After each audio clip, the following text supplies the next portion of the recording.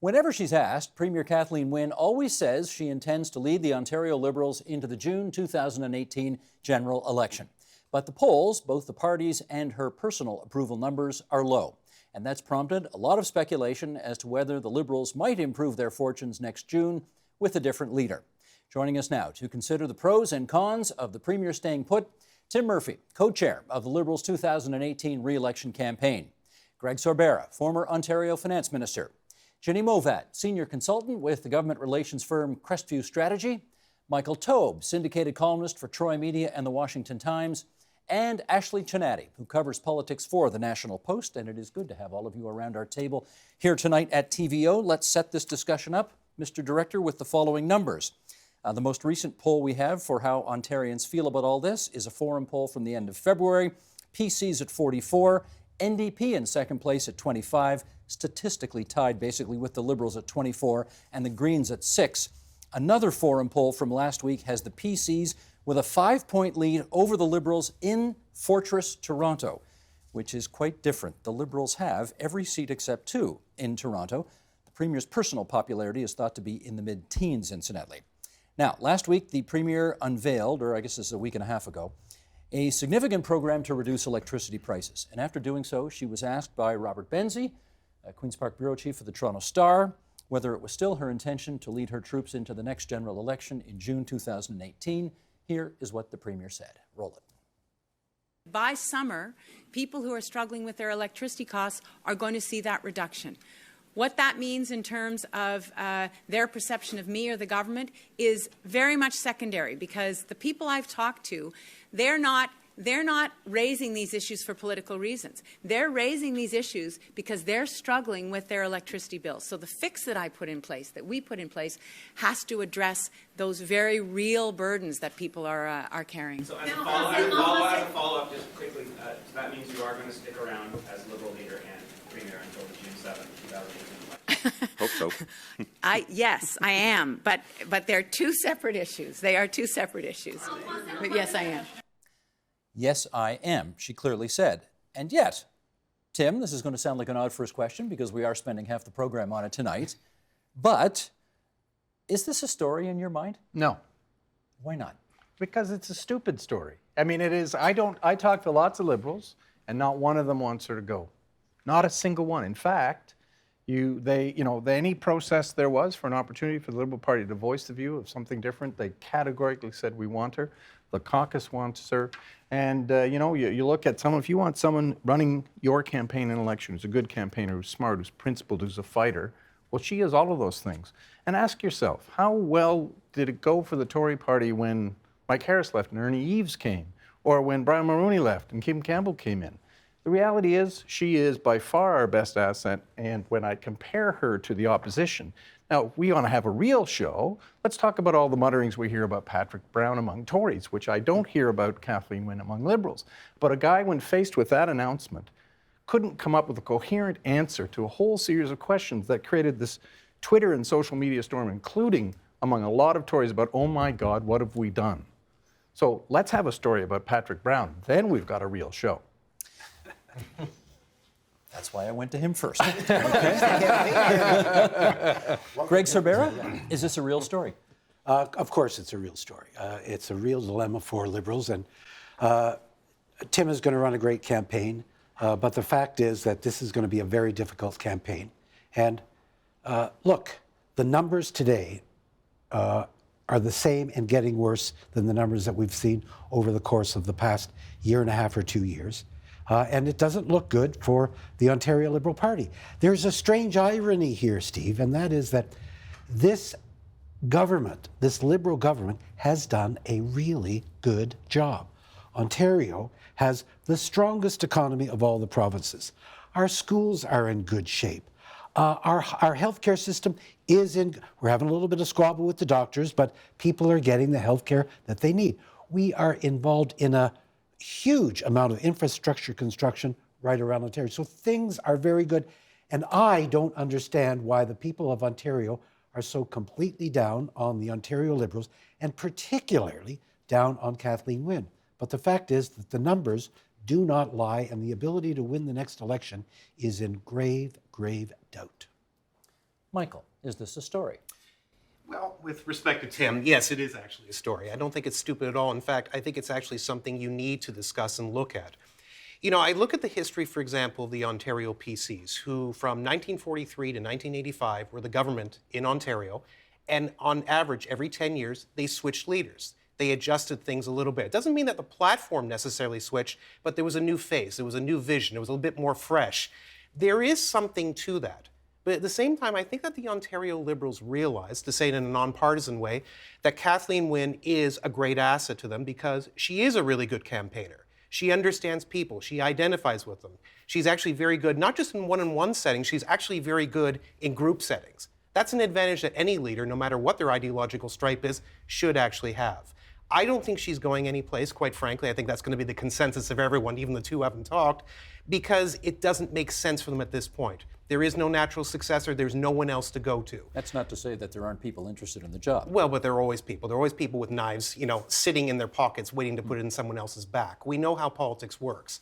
At the same time, though, I think they still believe she is an asset, and they look at the last few elections where they basically look like they were dead in the water, 2011, 2014, and somehow they survived. Maybe she can do it too. Jenny, what's your view? Yeah, I think Ontario is much more boring than places like Australia, where people pull out the knife every 6 months and switch leaders. True. It's way more boring than that. Everyone wants this to be some crazy drama. And there are reasons for the Liberals to be concerned, certainly. And I think where Greg's wrong is that things aren't so good for a lot of people. In Toronto, people are doing pretty well, but outside of Toronto, people are not doing well.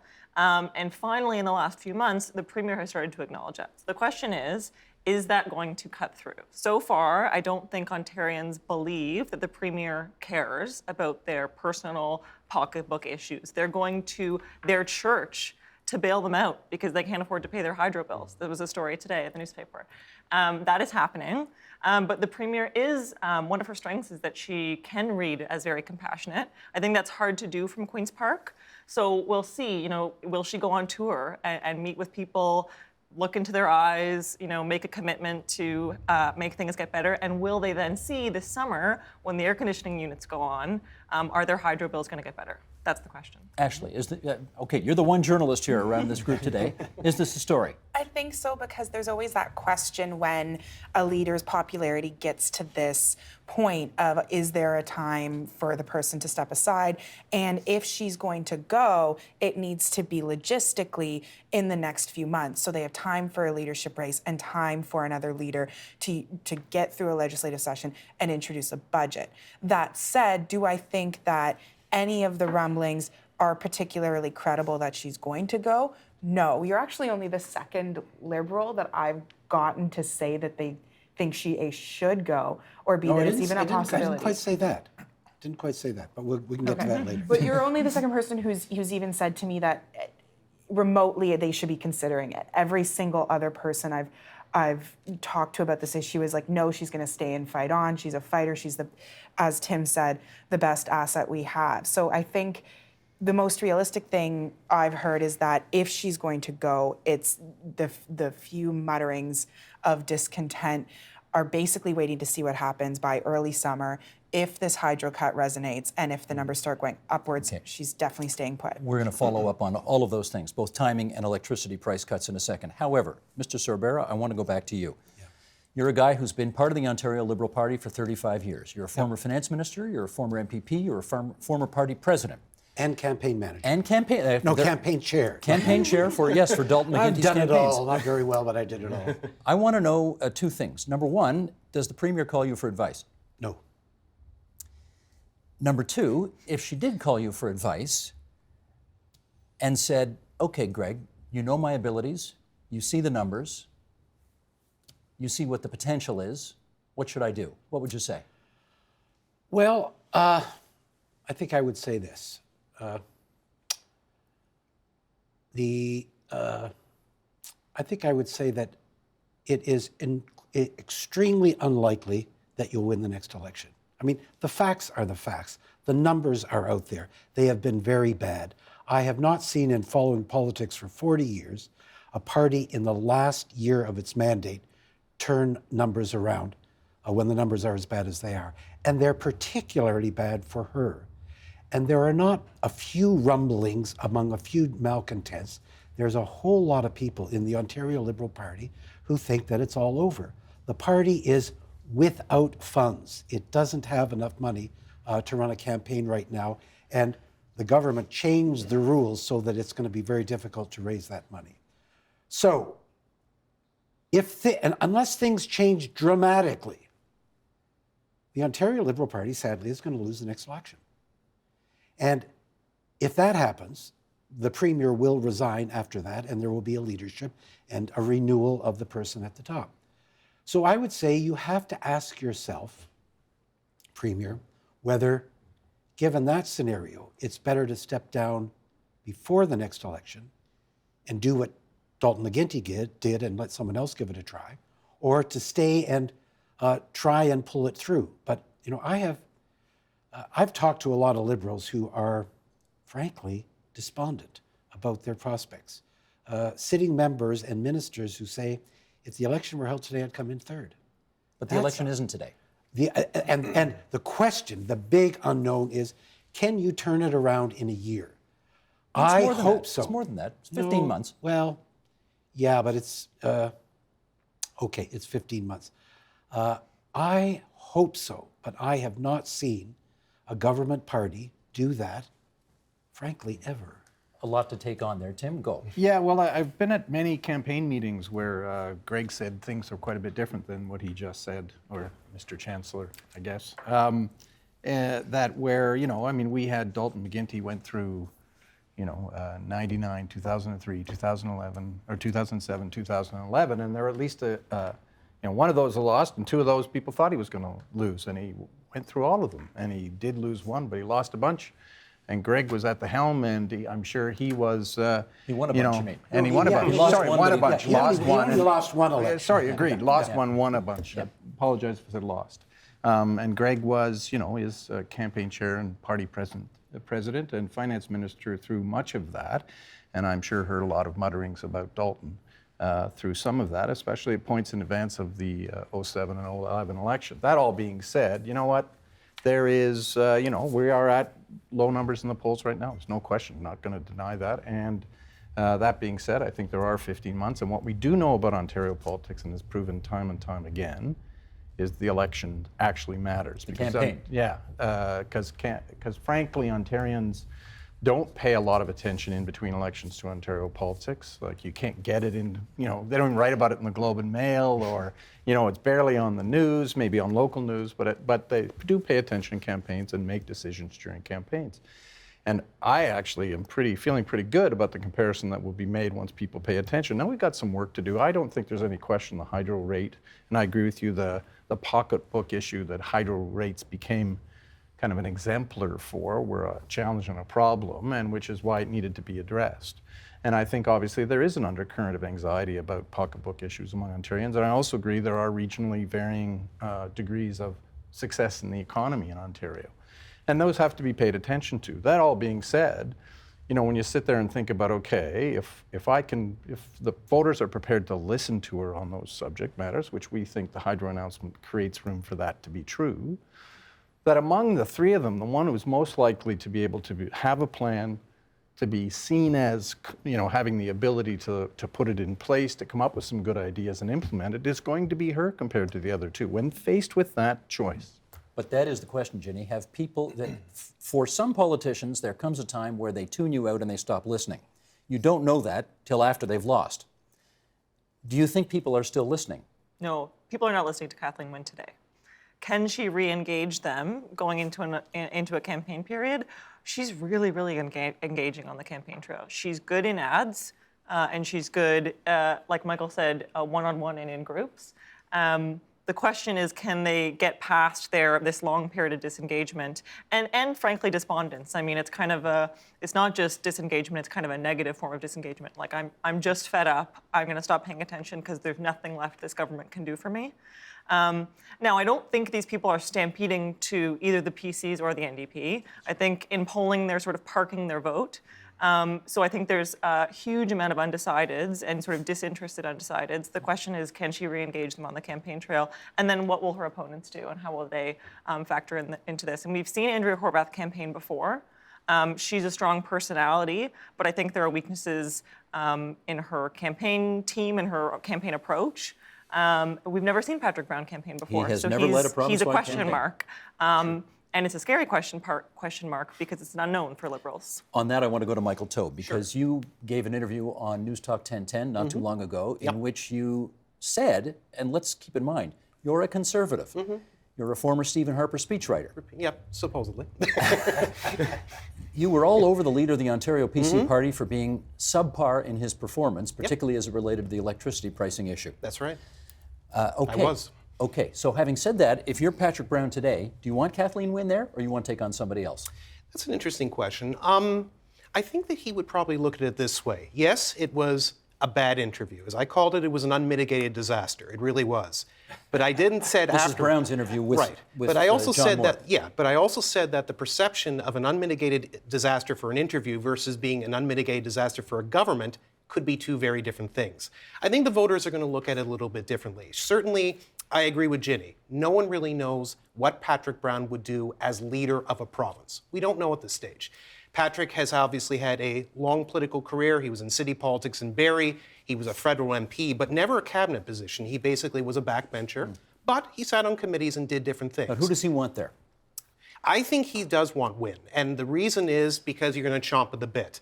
If you look at the history of politics, you look at poll numbers. Even though you have to take them with a grain of salt, the natural thing is you're looking at a premier who's sitting at about 18% roughly in the polls. And as you showed, the Forum Research poll, they're way, way down to the PCs. So right now, everything looks like it's advantageous.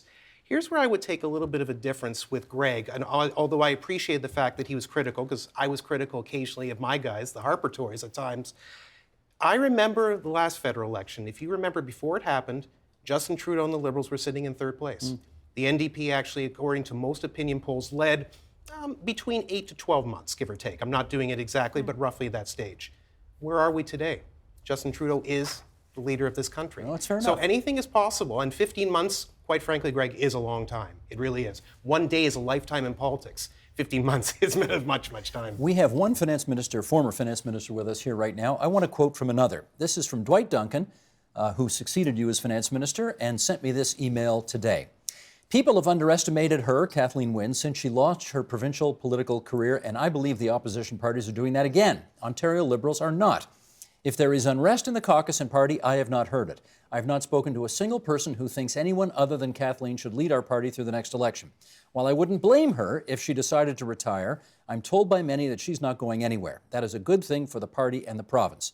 Ashley, I want to follow up with you on that and find out whether in your conversations or in what you hear from National Post people who cover Queen's Park, how big, if any, is the groundswell among Liberals to drop her? I don't think there is a groundswell. Like, I don't think you can even call it a swell. I spoke with a member of caucus just yesterday when I knew I was coming on this show about this, and they said, it's not an open discussion. Maybe there are a few people who are sort of looking at, politics attracts ambitious people. There are people who, of course, would mull the idea of a leadership bid if she wants to go. There are people who are new, who haven't been through, a down in the polls before an election, like some of the more veteran members of caucus. In 2011, I remember I was a brand new reporter for the Waterloo Record, and the presumption was Tim Hudak was going to win and Dalton McGuinty was going down. And, they squeaked out their minority and then Wynne won another majority. And I think people tend to make assumptions in between elections in Ontario politics. I think that's a very dangerous thing because I don't think people tune in to Ontario politics between elections very much. And quite often people confuse what level of government is in charge of what quite often. Yes. The big liability for Kathleen Wynne was the hydro file. Well, let's pick up on that if I can. Let's go, Sheldon, let's put this up because the government did announce a 25% on average across the board rate cut to kick in June the 1st, and the initial indication was the public liked what it heard. 82% surveyed said they somewhat or strongly approved of that announcement. Only 14% disapproved. 78% thought the rate cut would help their family budget. 67% thought the rate cut would now make their electricity bills affordable. Greg, does this announcement change the Premier's political circumstances? Not much. Really not much? No, not much. Because the problem that she's facing is not on a particular issue. It's not about hydro. There is a mood around the province about changing the government, particularly one led by Premier Wynne. Again, I don't understand it. I don't agree with it. Michael mentioned the federal election, but Michael, it was the very same thing in the federal election. The people of Canada at the beginning of that election said, we're getting rid of the Harper government. Mm-hmm. They didn't know where they were going. And it surprised us all and made some of us very happy that it was with Justin Trudeau and not with the other guy. But I sense the same mood in Ontario. It's not about hydro, it's not about rents, it's not about traffic, it's about changing the government. And if you go back, most of you cannot go back to 1994, but Tim and I can. Back in 1994 in Ontario, Bob Rae's government was toast. And his kids said, Dad, you're toast. You're going to get defeated. And my problem is that that same mood seems to be permeating, certainly outside of the Greater Toronto Area. And now with the polls in Toronto, it's really very scary. And the fact is that, you've talked to some caucus members, I've talked to caucus members, and when more and more of them realize I'm maybe going to lose my job, the discussion is going to get more intense. Unfortunately, really, the fact is the party is out of time. Either they decide that they're going to have a leadership convention in September, or Kathleen is going to lead the party into an election. I hope she wins. I don't think she will, and she will have to step down after. And so the question that she has to confront, all alone, walking in the snow, is, in the best interest of the many, should the one set her interests aside? Tim, you are her co-chair. Yep. For the upcoming campaign. Have you ever had that conversation with her? No, and no need to. Not a fair weather friend of the Premier. My view is both as a, and let's understand one thing, right? I actually didn't support her in the leadership. I didn't know her at the time. I came to support her and see her up close, and phenomenally by far, thank frankly God that we did elect her as the leader of the party at the time, because she is doing a great job for the province and a great job as the leader of the party. And so, I have had those conversations with leaders, and I don't see the need to have it with her. Because when I kind of look at the record of that she's assembling and the things she can do and has done, I think she's got a phenomenal. And so I disagree with phenomenal chance of winning the next election. And I think I disagree with Greg, who's clearly, more influenced by the vagaries of today's poll than the prospects of what could be, which he used to be like, unfortunately. Tim, look, I am not a fair weather friend, and I did support Kathleen in the leadership race, and I think she has worked very hard and done a great job. I'm just analyzing the harsh and unhappy political realities that my party confronts, and it's not all about protecting the interests of the leader. It's about what's in the best interests of the party. Of course it is. As you look at what's in the best interest of the Liberal Party right now, which I know is something that doesn't come naturally to you. It's hard for some of us in this room, trust me. It'll make you feel good. What comes to mind? So the nice thing about being a centrist party, and particularly the Ontario Liberals, is that you're not hamstrung by principle and fiscal responsibility. You can do, and the Liberals have done, really big things to try to keep government over the years. And we saw McGuinty do it. There are a lot of people in this province that are either employed by the government, related to someone who's employed by the government, neighbor of someone who's employed by the government. And people who have been employed by the government have been doing really, really well in Ontario. A lot of people have their kids in full-day kindergarten. It was a crazy expensive program, but when people sit and think about it, they go, yeah, Dalton McGuinty gave me, free daycare, basically. So if I were the Liberals, I'd be saying, if you elect another government, you will lose that. You will lose that special status. And now, for taxpayers that aren't employed by the government and that don't have kids in cradle-to-grave programs, it's actually not so great, because they're the ones going to the churches to pay off their hydro bills. But the Liberals are not hamstrung by the kinds of things that you confront as a party on the left or a party on the right. They can, going into an election period, decide, hey, road tolls, yeah, we thought that it was the right public policy thing to do. Oh, we've changed our mind because we saw some polling, and so they're not. That's what Patrick Brown did. They're not reined in by having to stick to, and their party members will really move with them and do what has to be done. And Kathleen Wynne wants to win. Don't underestimate her want to win, and she'll do what it takes, and she'll look at the polling and see where she can cut and wedge, and she'll. Well, at the risk of incurring the wrath of our good friend Mr. Murphy at the end of the table here, obviously there are some people in the Liberal Party who think that she needs to step down in order to refresh the brand in time for the next election. I want to pick up on your comment earlier about timing.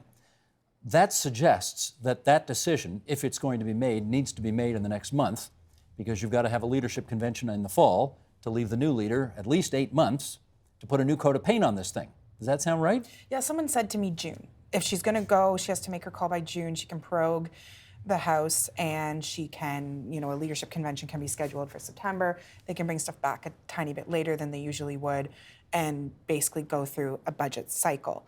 I do not think she's going to step down. I think it's against her nature. I think she has one more big fight of an election in her. I actually think she's pretty eager to take on Patrick Brown.